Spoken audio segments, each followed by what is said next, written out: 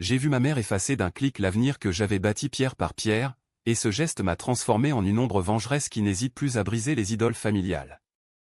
Mon frère, ce parasite doré que l'on a tous choyé comme un prince déchu, m'a volé 10 ans de ma vie en esclavage domestique, et j'ai juré sur les cendres de mes rêves qu'il paierait chaque larme que j'ai versée en silence. Pire encore, dans cette famille française si proprette, où l'honneur se mesure en apparence et non en loyauté, j'ai appris que l'amour maternel n'est qu'un voile sur l'égoïsme pur, et que la revanche d'une fille oubliée peut rayer d'un trait les privilèges ancestraux. Paris, cette ville qui dévore ses enfants sans jamais les cracher, m'a vu naître en 1995 dans le 16e arrondissement, là où les immeubles haussmanniens se dressent comme des sentinelles indifférentes aux drames intimes. Ma mère, Elisabeth, était une avocate respectée au barreau, une femme aux cheveux châtains impeccablement coupés au carré, qui portait ses tailleurs Chanel comme une armure contre le monde. Mon père, Henri, un notaire discret, avait disparu trop tôt d'un infarctus en 2010, laissant derrière lui un testament qui nous liait tous à l'héritage familial, une maison de famille à Neuilly-sur-Seine, un compte en banque bien garni, et l'obligation tacite de préserver l'unité du clan. Mais l'unité, dans notre maison, n'était qu'une façade.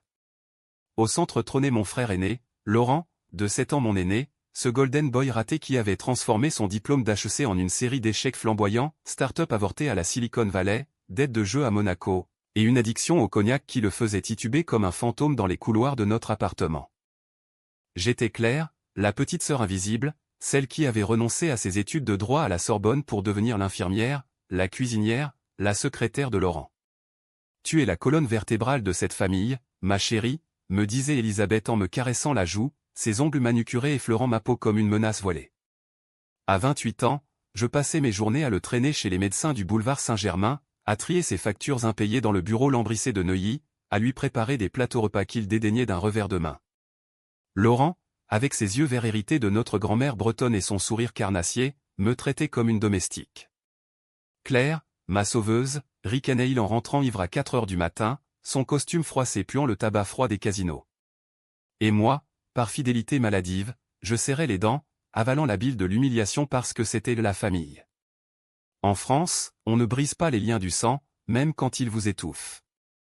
Ce matin de septembre 2023, le soleil filtrait à travers les voilages crème de la cuisine, projetant des ombres longues sur le marbre noir de l'îlot central.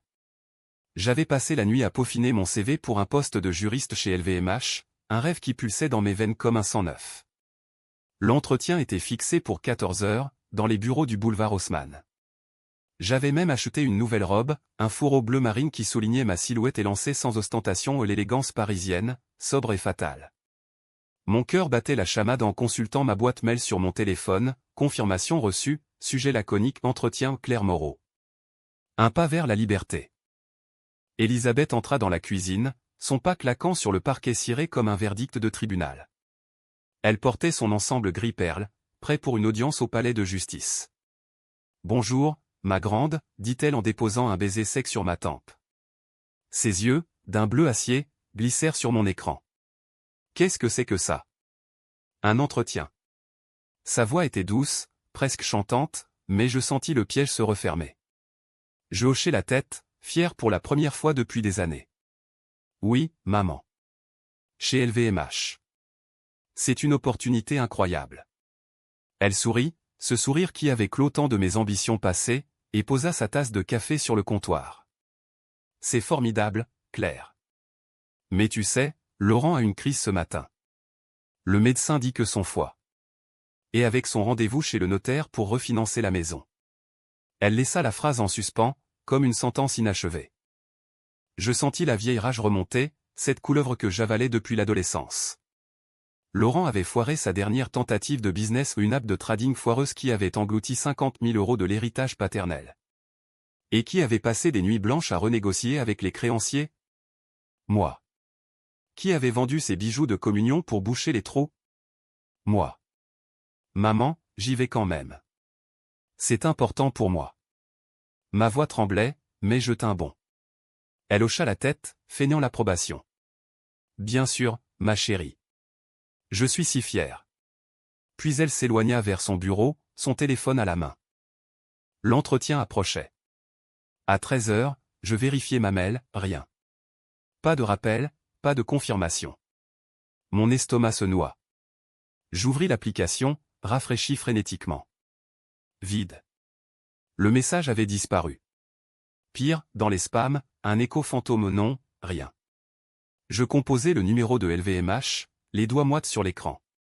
Bonjour, Madame Moreau. Ah, nous avons annulé l'entretien. Votre mère nous a contactés ce matin, expliquant une urgence familiale. Nous reprogrammerons. Le ton poli, impersonnel, comme un coup près. Ma mère. Elle avait appelé. Elle avait effacé. Je traversais l'appartement comme une furie, le cœur cognant contre mes côtes comme un marteau-piqueur. Elisabeth était dans son bureau, porte entr'ouverte, penchée sur son ordinateur. L'écran illuminait son visage d'une lueur bleutée, impitoyable. Maman? Ma voix était un murmure rauque. Elle se tourna lentement, ses lunettes à monture d'écaille perchées sur son nez aristocratique. Claire? Qu'y a-t-il? Je brandis mon téléphone. L'entretien. Tu l'as annulé. Pourquoi? Un silence, épais comme le brouillard sur la Seine. Puis, d'une voix calme, clinique, Laurent avait besoin de toi.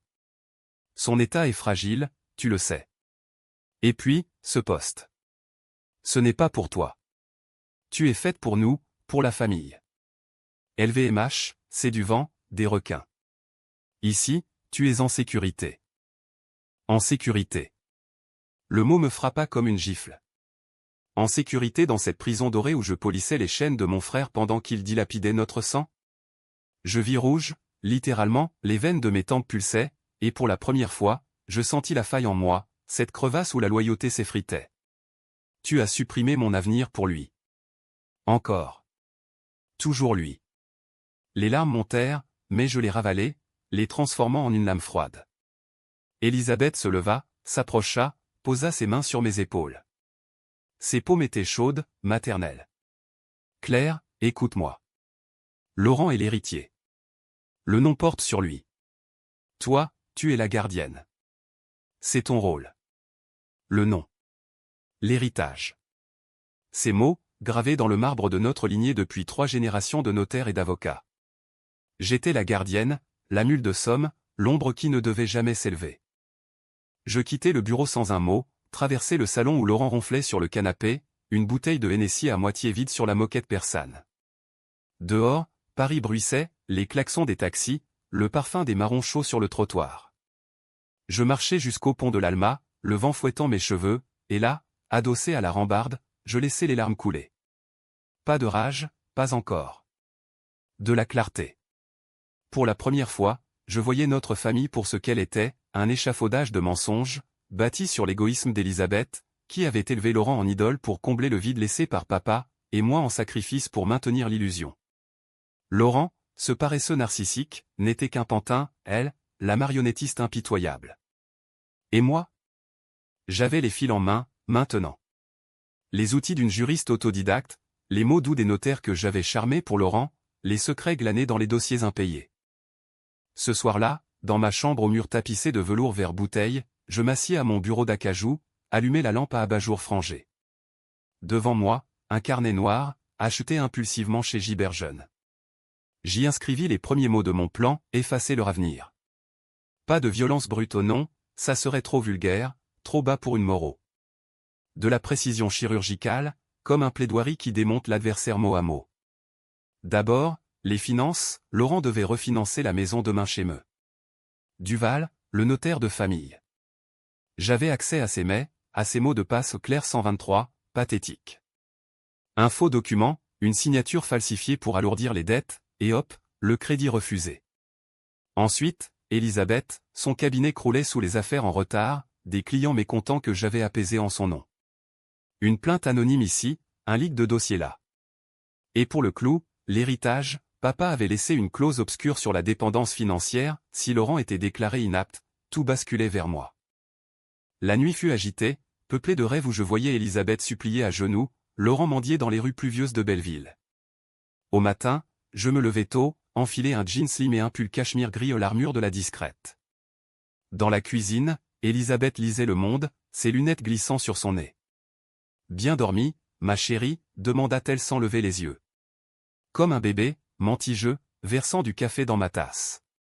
Laurent déboula, échevelé, sa barbe de 3 jours accentuant ses traits bouffis. Claire, ma sauveuse, t'as vu mes clés de voiture? J'ai ce rendez-vous chez Duval à 10 heures. Je souris, ce sourire que j'avais perfectionné, doux, servile. Elles sont sur le meuble de l'entrée. Et j'ai préparé les papiers pour le refinancement. Tout est en ordre. Il me tapa l'épaule, un geste fraternel qui me donna la nausée. T'es la meilleure, Frangine. La meilleure. Oui, la meilleure menteuse, désormais. Tandis qu'il engloutissait son croissant, je glissais dans son dossier une annexe falsifiée, un relevé bancaire gonflé de 20 000 € de dettes fictives, scanné et timbré avec soin. Mon cœur battait fort, mais mes mains étaient fermes, l'adrénaline d'une vengeance naissante, pure comme un uppercut. Elisabeth observa la scène, un éclat de satisfaction dans les yeux. Elle croyait encore me tenir. À 9h45, je les accompagnai en Uber jusqu'au cabinet de me. Duval, rue de Rivoli. L'air automnal sentait la feuille morte et le diesel. Laurent, confiant, ajustait sa cravate en soie Hermès. Ça va le faire, ce refinancement. Avec l'apport de maman, on couvre tout. Elisabeth hocha la tête, sa main serrant son sac Birkin comme un talisman. Moi, je restais en retrait, observant, mémorisant chaque détail, la sueur perlant sur le front de Laurent, la crispation des lèvres de maman quand le notaire, un homme sec aux cheveux blancs, avec une moustache taillée au millimètre, commença l'entretien. Duval lut les documents, ses lunettes pincées sur son nez crochu. Monsieur Moreau, les chiffres? Ils ne collent pas. Ces dettes supplémentaires, d'où viennent-elles? Laurent blêmit, balbutia, c'est une erreur, peut-être? Je sentis le frisson de la victoire, électrique, remonter le long de ma colonne. Duval secoua la tête. Non, c'est clair. Avec ça, le risque est trop élevé. Refus de crédit. Elisabeth intervint, sa voix d'avocate tranchante, c'est impossible. Vérifiez. Mais Duval, inflexible, referma le dossier. Madame, les faits parlent. Dehors, sous la pluie fine qui s'était mise à tomber, Laurent explosa, putain, Claire, t'as merdé les papiers. Je feignis l'effroi, les yeux écarquillés. Moi? J'ai juste copié ce que tu m'as donné. Elisabeth, livide, nous fit taire d'un geste. On rentre? On va régler ça. Dans l'Uber du retour, le silence était un mur de glace. Laurent fixait son téléphone, marmonnant des jurons, maman serrait son sac si fort que ses jointures blanchissaient. Moi, je regardais Paris défiler ou les vitrines de la Samaritaine, les passants pressés sous leurs parapluies et je sentis pour la première fois le goût sucré de la revanche. C'était le début. Seulement le début. Les jours suivants furent un tourbillon de mensonges et de fissures. Laurent sombra plus bas, il passa des nuits au casino de l'avenue de Friedland, perdant les derniers reliquats de son compte en banque. Elisabeth, furieuse, me confia des tâches supplémentaires, appeler les huissiers, négocier avec les fournisseurs. Tu es notre roc, Claire, répétait-elle, ignorant que le roc se lézardait. Moi, je travaillais en sous-main. La nuit, dans l'ombre de ma chambre, j'accédais au serveur du cabinet de maman via un VPN anonyme, un cadeau de mes nuits solitaires sur les forums de hackers éthiques. J'envoyais un mail anonyme à un client mécontent, Monsieur Lefebvre, un industriel du Nord, pièce jointe, des échanges internes où Elisabeth minimisait ses plaintes pour favoriser un autre dossier. Preuve de malversation, titrai-je le message. Le lendemain, une plainte formelle atterrit sur le bureau du barreau. Laurent, de son côté, crut trouver un salut dans une nouvelle arnaque, une opportunité en crypto-monnaie, via un contact douteux de ses jours de gloire à HEC. Il me demanda 5 000 € en avance sur l'héritage. Je souris, feignis l'hésitation, puis oubliai de transférer, prétextant un bug bancaire. En réalité, j'avais alerté la Banque de France d'une possible fraude, en utilisant les détails qu'il m'avait fournis. Les enquêteurs frappèrent à notre porte une semaine plus tard, perquisition légère, mais humiliante. Laurent hurla dans le salon, « C'est toi, Claire? T'as balancé ?» Ses yeux injectés de sang me fixaient, accusateur. Elisabeth, revenue d'urgence de son audience, le gifla un claquement sec qui résonna comme un glas. « Tais-toi, idiot. Claire est la seule qui nous reste. » Cette gifle fut le point de non-retour.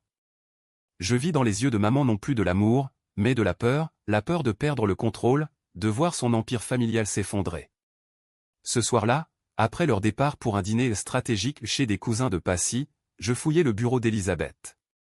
Dans un tiroir secret, derrière des chemises cartonnées, le testament de papa, clause manuscrite, révélant qu'en cas d'incapacité prolongée de Laurent, alcoolisme chronique, par exemple, l'héritage basculait entièrement à la cadette. Moi. Une bombe à retardement qu'elle avait cachée, en me forçant à signer des procurations pour gérer les biens au nom de Laurent. Les larmes coulèrent alors, non de tristesse, mais de libération. J'étais piégé depuis si longtemps dans ce rôle de victime consentante, bercé par les illusions d'une famille unie. Mais la vérité était laide, Elisabeth avait sacrifié mon enfance pour dorloter Laurent, mon adolescence pour payer ses dettes, ma jeunesse pour polir son ego. Chaque « je t'aime », ma fille était un mensonge, un fil de plus dans la toile. Et maintenant, la toile se déchirait. Le plan s'affina dans les jours suivants. J'invitai un médecin de famille, le docteur Moreau, ironie du sort, pour un bilan de Laurent. Il boit trop, docteur. Et avec ses dettes. Le rapport fut accablant, dépendance sévère, risque d'incapacité. Je le fis certifier, tamponner, et l'envoyer anonymement au notaire Duval. Simultanément, pour Elisabeth, la plainte de Lefebvre enfla, article dans le Figaro, rumeur au palais. Son cabinet vacilla, clients fuyant comme des rats d'un navire coulant. La confrontation vint un soir de novembre, sous un ciel de plomb où la pluie martelait les fenêtres comme des accusations. Laurent, saoul, défonça la porte de ma chambre, salope. C'est toi qui as tout foutu en l'air. Il brandissait son téléphone, écran fissuré montrant les alertes de la Banque de France. Elisabeth surgit derrière lui, robe de chambre de soie nouée à la hâte, cheveux en désordre pour la première fois. Claire, dis-lui que ce n'est pas toi. Dis-le. Sa voix craqua, suppliante. Je me levai lentement, affrontant leur regard, le sien, haineux, le sien, brisé. Si, c'est moi. Les mots sortirent comme un poison libéré. Tu as supprimé mon entretien, maman. Pour lui. Pour ce parasite que tu as fait de moi une esclave. Laurent ricana, mais son rire sonna faux. T'es jalouse, hein? La petite sœur qui veut sa part? Je m'approchai, mon visage à quelques centimètres du sien, sentant son haleine aigre. Jalouse? Non. Libérée. Et vous? Vous allez couler ensemble. Elisabeth s'effondra sur le lit, sanglotant. Pourquoi, Claire? Nous sommes ta famille. Je la regardai, cette femme qui m'avait élevé dans l'ombre, et pour la première fois, je vis non une mère, mais une égoïste usée par ses propres mensonges. La famille? C'était une prison. Et j'ai la clé, maintenant. Je sortis le testament, le dépliai sous la lampe. L'incapacité de Laurent. L'héritage à moi. C'est fini. Les semaines suivantes furent un chaos méthodique. Laurent fut interné pour son bien, signé les papiers comme tutrice intérimaire. Elisabeth, radiée temporairement du barreau, vendit des bijoux pour payer les avocats. La maison de Neuilly fut hypothéquée, les meubles vendus aux enchères de Drouot. Moi, je pris un appartement modeste près de Bastille, un studio avec vue sur la colonne de Juillet, et postulai à nouveau chez LVMH. Accepté, cette fois. De ma nouvelle fenêtre, je regardais la Seine couler, indifférente au drame des hommes. Elisabeth m'appelait, suppliait des retrouvailles. Pardonne-moi, Claire. Je t'aime. Je raccrochais, doucement. L'amour? Un mot vide. La revanche, elle, était tangible, leur avenir effacé, ligne par ligne, comme un email supprimé. Et dans le silence de ma nouvelle vie, je sentais enfin mon propre avenir s'ouvrir, clair et impitoyable.